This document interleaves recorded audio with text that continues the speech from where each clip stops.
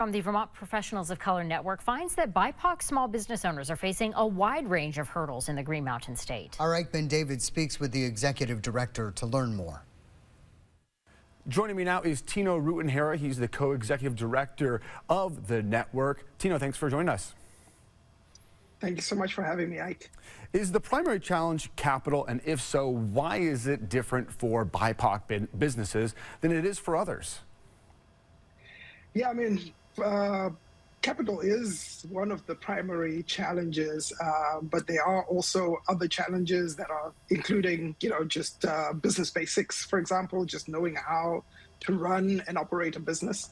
And those challenges are not unique to BIPOC people, but the uniqueness of the challenge is the fact that traditionally, these are groups of people that have been discriminated against, and the systems that are set up have traditionally not been set up for people of color to be prosperous. What are some other hurdles that BIPOC small businesses face from your research that other businesses don't face?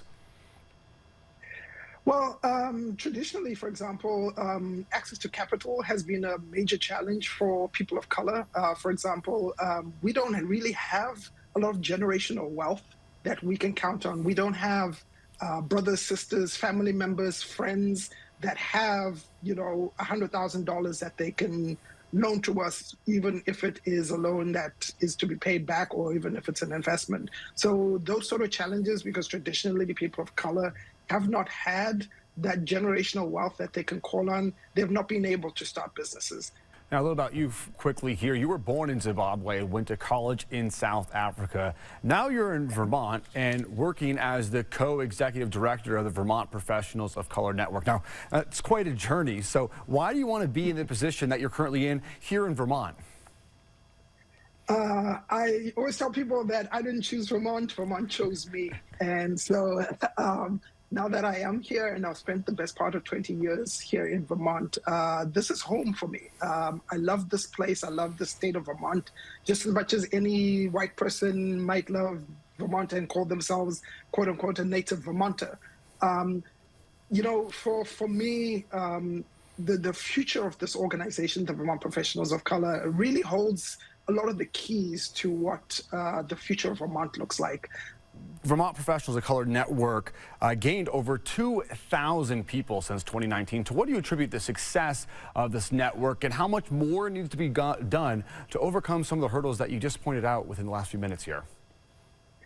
Yeah, I mean, it's exciting to see the growth of this organization, and some of it is attributed to the fact that people of color have traditionally just felt isolated in the state. While the state espouses to be a very liberal, progressive state, it is also very unwelcoming to people of color. It's very unwelcoming, actually, I think, to just anybody who comes from the outside. And so for us, building this organization and really trying to make sure that people of color feel welcome, feel like they've got community here, feel that they are not being discriminated against, have systems that are set up to help them to be prosperous. That is really what this organization is about. And when you think about the growth of BIPOC in the state of Vermont, why are they coming to Vermont? Why are people deciding to stay here? It's for the very same reason that white people have decided to make this place their home. It is for the great schools, the open spaces, the environment. It is for, just the access to the great outdoors. It is to have safety. Black people and brown people hate sitting in traffic too.